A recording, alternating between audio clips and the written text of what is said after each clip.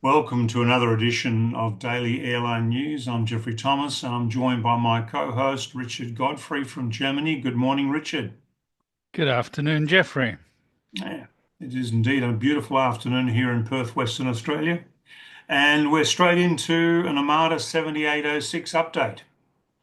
Yeah, Armada 7806 has left the survey area in the Philippines and is now headed to Phuong Thao in Vietnam, where it is expected to arrive in 3 days' time on the 29th of April 2025. We're showing a screenshot of Armada 7806 on its journey to Vietnam. Phuong Thao, you will remember, is where the Armada ships are built at the Vard shipyard. Armada 8602 is currently moored in Phuong Thao and undergoing sea trials in the area. And we're showing a picture of the Vard shipyard in Phuong Thao in Vietnam. Now, what about our Chinese friends? That ship's still en route back to China? Yeah, heading home for Sanya in China. And it is now close to the Sunda Strait, so it'll be passing through that later today. TSYH is expected to arrive back home on the 3rd of May. Great. Now, our poll's going really, really well. I see there's literally hundreds and hundreds of responses. Perhaps you can give us an update on that, Richard. Yeah, a huge response, and thank you to everyone. We will be keeping the poll open until Sunday at midnight UTC. So there's still a chance today or tomorrow to, if you haven't yet, cast your vote. The question, will MH370 be found? And the possible answers, yes, neutral, or no. And if you want to add a time frame around your yes or any further comments around your neutral or why you think no, then that's fine too. Right. So before we get into the questions, I just want to say on behalf of Richard and myself, thank you all for the enormous number of comments supporting what we're doing and loving what we're doing. It's really heartening and certainly encourages us to do a lot more. And so just a thank you for all those wonderful comments. So from Michael 5976, why don't they change the lifespan of the underwater locator beacon or change the frequency in which it signals? Well, Michael, we have changed the battery life. The legacy underwater locator beacons had a 30-day standard or a minimum of 30 days, I should say, of continuous pinging at 37.5 kilohertz once the water switch is immersed. And it's transmitting 10 millisecond pulses every second. But then there's a new directive, TSO C121B, which was effective from the 1st of March 2015, so 10 years ago, and required all new ULBs to operate for at least 90 days. So that should now be standard on all aircraft. Okay, so India Alpha November 7. Great work, Richard and Jeffrey. My question is around the turn that MH370 made over Penang. It was speculated somehow that Sahari was saying goodbye to his hometown. Your thoughts on this matter? Yeah, I presume India Alpha November is Ian. Ian, quite possibly. It's an observation that a number of experts have made, and they could well be right. Yeah, something we'll not know. Jeff Savage, 9442, asks, following up with mobile phone aspect, was any detailed investigation taken, stroke released into all passenger phone calls made or attempted during the flight? Jeff, no, there has been no systematic analysis of all passenger mobile phones on MH370. And you're quite correct to uh, ask this question and put this idea forward. I think we could have learnt a lot from any systematic analysis that could have been done or should have been done. Yeah. Aviation Whiz 101. There you go. I'm curious if mobile phones had been turned on, could they have also been used in narrowing down the location? Is this part of the missing data which you gents highlighted a couple of episodes ago? Thank you for your work. Yeah, the crash location is out of reach of any mobile phone towers. Back in 2014, the typical mobile phone maximum distance from a mobile phone tower was around 35 kilometers. And when you're out in the middle of the Indian Ocean, you're thousands of kilometers away from the nearest mobile phone tower. The bit of trivia, the current record for a mobile phone was set on the 27th of February in 2020 by Ericsson and Telstra in Australia. They showed that a LTE connection from a cell phone of 200 kilometers would work. This was the first call done from a Telstra site at Mount Dow in the Australian state of New South Wales. And Australia in particular has great interest in rural networks covering larger distances with mobile phones. Indeed, we do. Indeed, we do. Flight Sim Dev. Some have said the Inmarsat satellite saw the aircraft descending rapidly.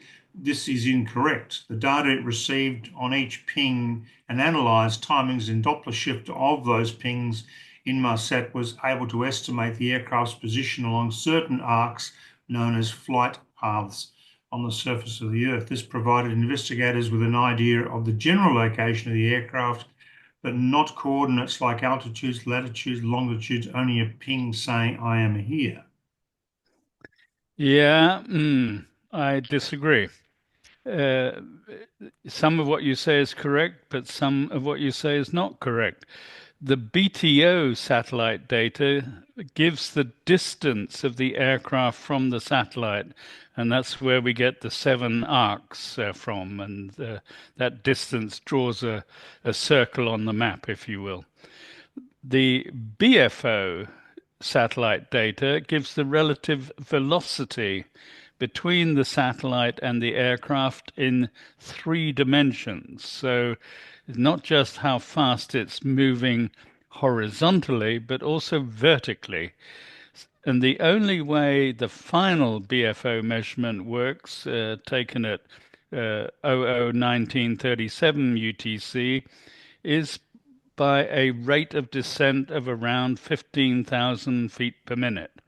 Been several studies done on this, and on my website you can download an Excel spreadsheet with all the calculations if you really want to go through it all. Boeing showed that it is perfectly possible for a Boeing 777 to achieve such a descent rate and recover from such a descent rate. So I beg to differ on that one. There's no doubt about it, Richard. There's some incredible and serious mathematics in all this, isn't there? Indeed. It's Yeah, complicated doing three-dimensional yeah, mathematics, but yeah. So Jet City Rascal 69 sounds like an interesting character. Curious question for Richard. Were you actively trying to solve the MH370 location and decided to try Whisper, or were you nerding out on Whisper and had a holy something moment? Not prying, just curious how we all ended up.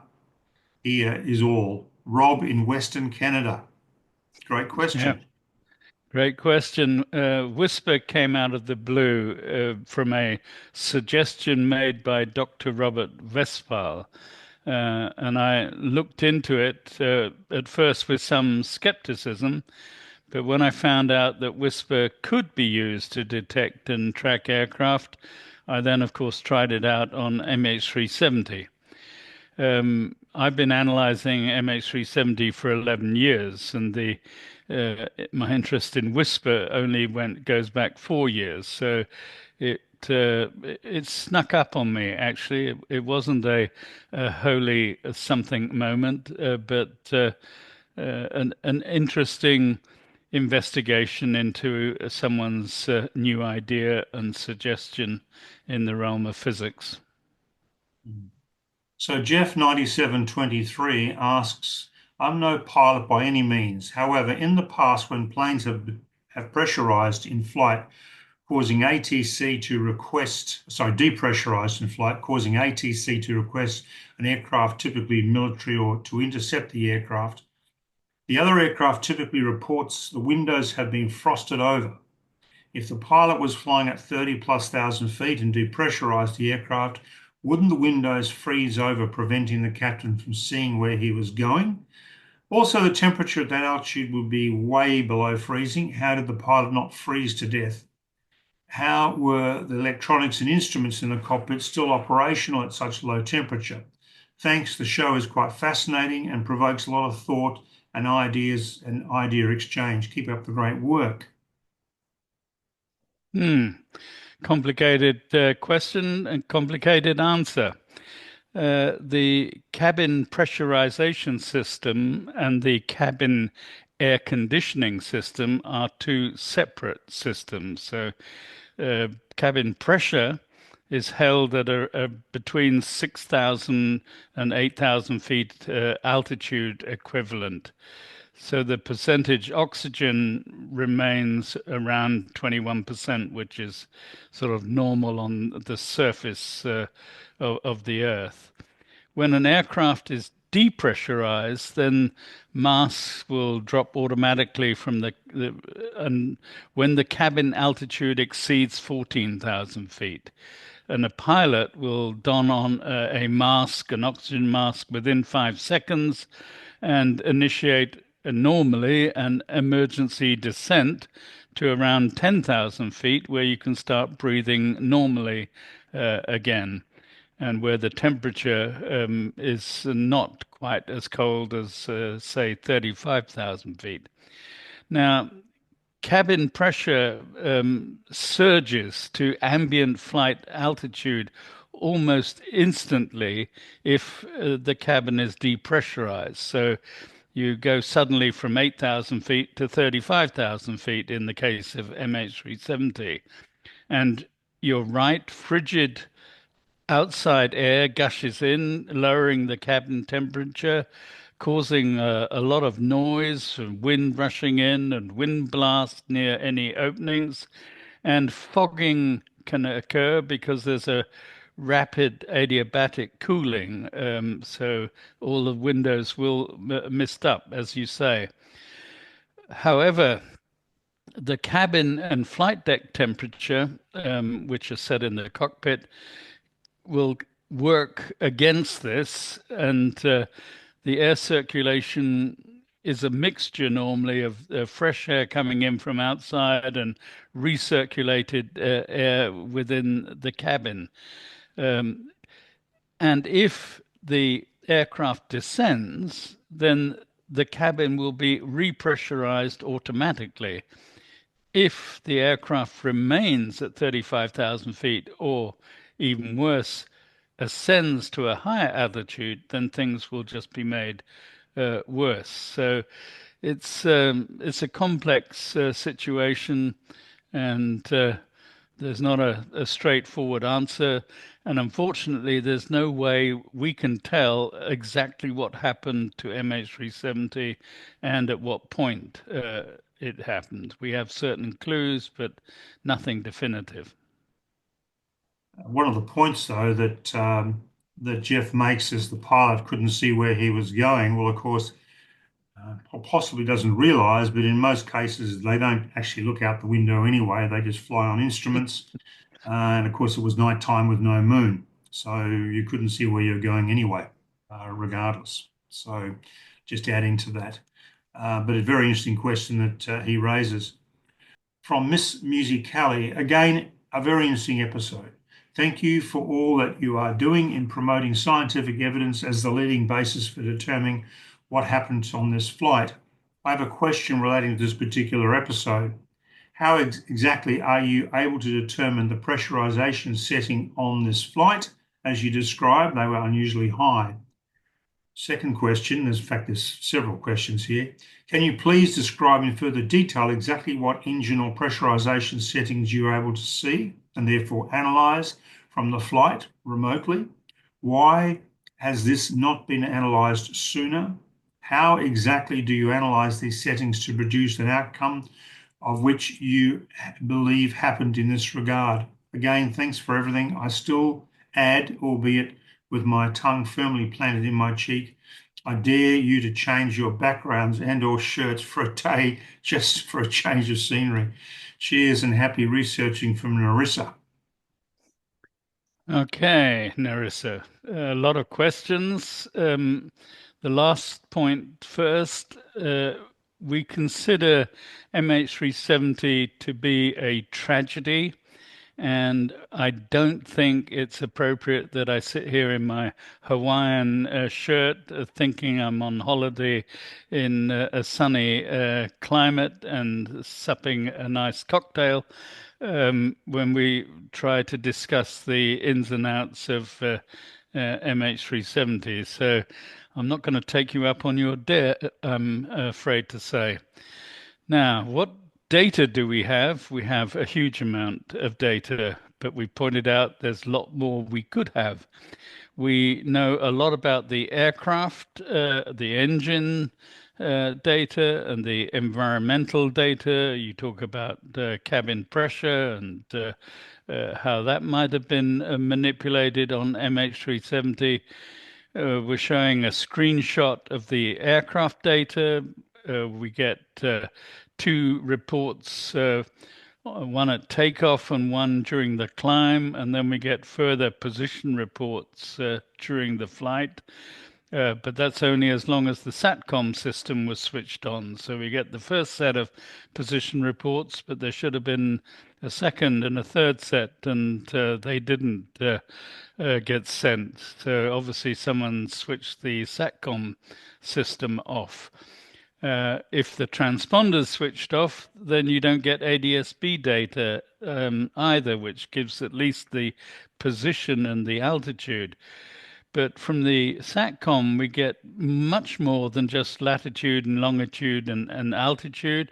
We get, for example, the fuel weight, the aircraft weight. We know exactly how many passengers were on board. We know what speed the aircraft was doing, what heading it had, what the wind strength was, whether the autopilot was engaged or disengaged, what the status of the auto throttle was. We also get a whole bunch of environmental data. So we're talking about temperatures and heating and cooling, and we're talking about pressure in the cabin and whether certain valves are open and whether the so-called packs are working.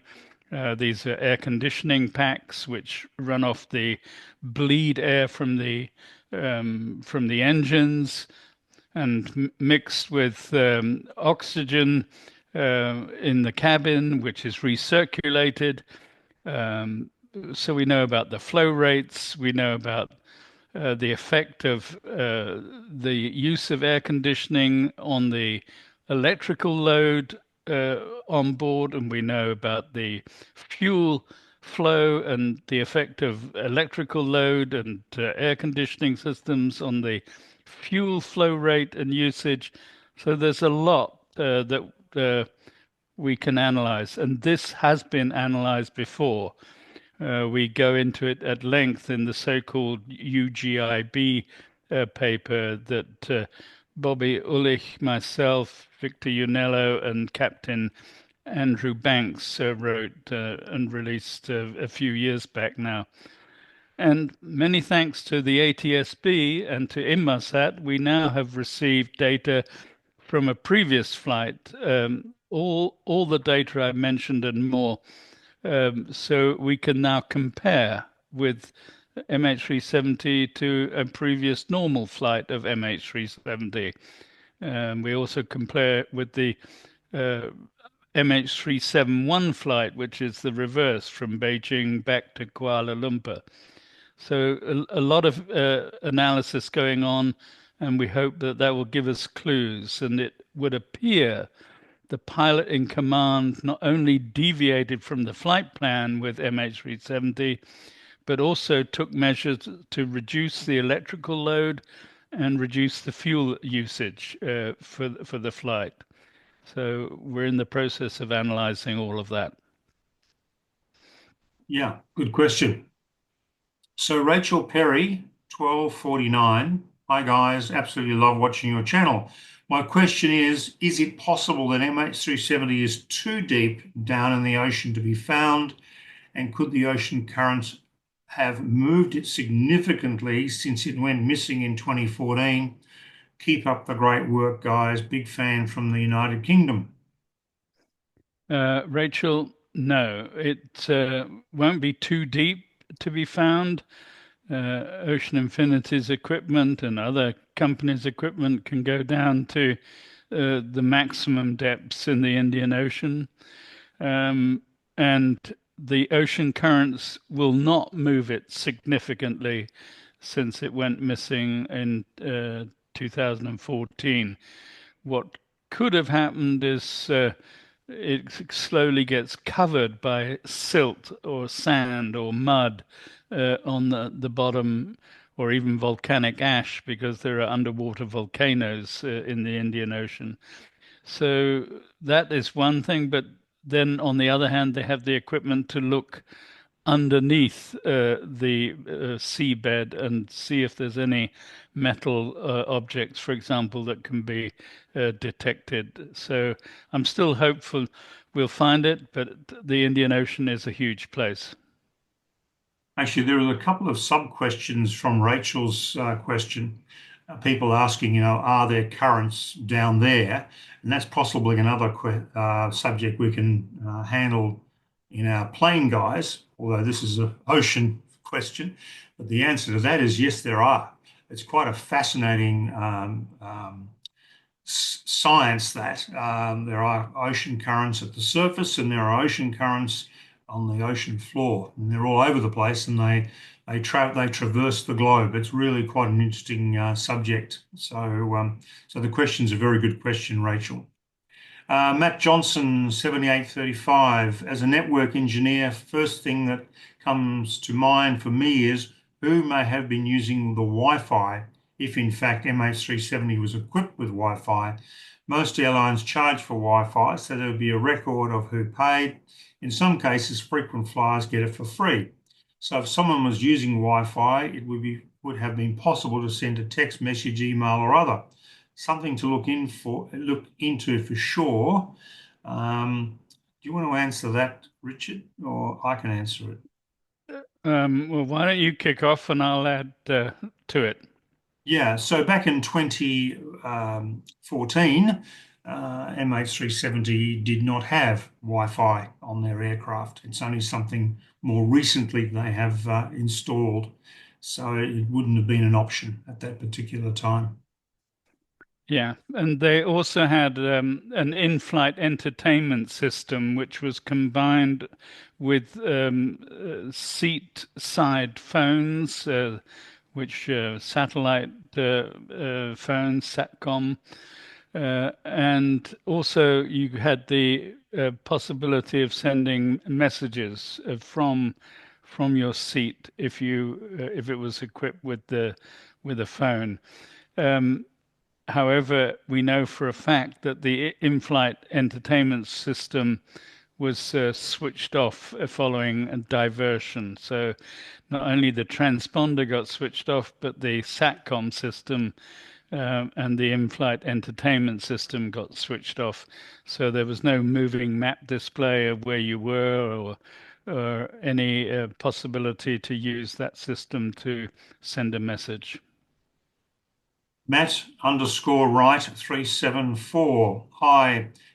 You've probably answered this on a previous podcast, but why do we think the plane was flown until fuel exhaustion, then ditched? If the captain's goal was to make the plane disappear, then wouldn't he have ditched the plane with some fuel left over to ensure that the ditching was successful? Thank you for your time, Matt. Yes, Matt, we have discussed this many times before, but the question is obviously one that many people have and on their minds. If you want to survive, then you will ditch with a certain amount of fuel in reserve. So, with fuel, you have engine power. With engine power, you have a much better control over the aircraft. If you don't want to survive, then you might as well ditch at any time into the nearest mountain or whatever. If you don't want to survive and don't want the evidence to be found, then you will crash the aircraft in the most unlikely and most remote location you can think of. And I think that's what was in the case of MH370, a very unlikely and a very remote location. Okay. Cavs fan 9025. Question for you both. Why is it that we can go on the internet and find out anything about your physician's education, training, and just about anything else, but we have zero idea about who the pilot is flying our plane? Are they new? Are they experienced? Have they been disciplined for anything? Why do we not have the ability to choose a pilot we feel confident in? It's Yeah, interesting. I mean, I know if you have a specialist medical issue, then you want obviously a doctor who knows what he's talking about and is a specialist in that particular field. You may even, if it's a really serious thing, want a second opinion from another specialist. Um, but if it's like going to a restaurant and asking if your favorite chef is in the kitchen today, and if you get the wrong answer, you leave the restaurant, or you leave a bar because your preferred barkeeper is off sick. These days, with the internet, our personal digital footprint is large. There are even apps that will tell you what information is in the public domain about you, and it can actually be very difficult to delete false information once it's been spread through the internet. Um, I was once sitting on a plane in Frankfurt, a Lufthansa plane, and we were bound for London Heathrow. And when the captain welcomed us on board, it was a female captain, and she introduced her female first officer. There was a guy in business class in front of me who got up and demanded to leave the aircraft. So I think there is a limit to how picky we can be about who's flying our plane and are they new or are they experienced? Airlines do a credible job at training their pilots, and they are constantly being checked by senior captains and training captains. You quite often find a third pilot, a training captain sitting in the cockpit just observing and checking. So I don't think we need to be too worried about how good our pilot is or when he was last flying or last having a medical check or how experienced he might be. The thing you can do, of course, is there are various websites that rate airlines, and you can go and choose your airline rather than worry about the pilot so much, but choose your airline with the highest safety rating, and that really probably gives you a much better sense of whether you're going to be safe or not. But yeah. So, thank you very much indeed, viewers, for watching us today. Tomorrow, we're going to launch the plane guys, and we're going to be looking at the tragic Silk Air crash and analysing that. An absolutely fascinating and terribly tragic air crash that I covered personally when I was senior editor with Aviation Week and Space Technology based in Southeast Asia. That's 25 years ago, 26 years ago. Richard, thank you very much indeed for all your work on this today. And don't forget to register your poll um, answers, and it closes tomorrow night, midnight UTC. And please subscribe to us, please like us, and please keep those wonderful comments coming. We really appreciate them. Thank you, Richard. You're welcome.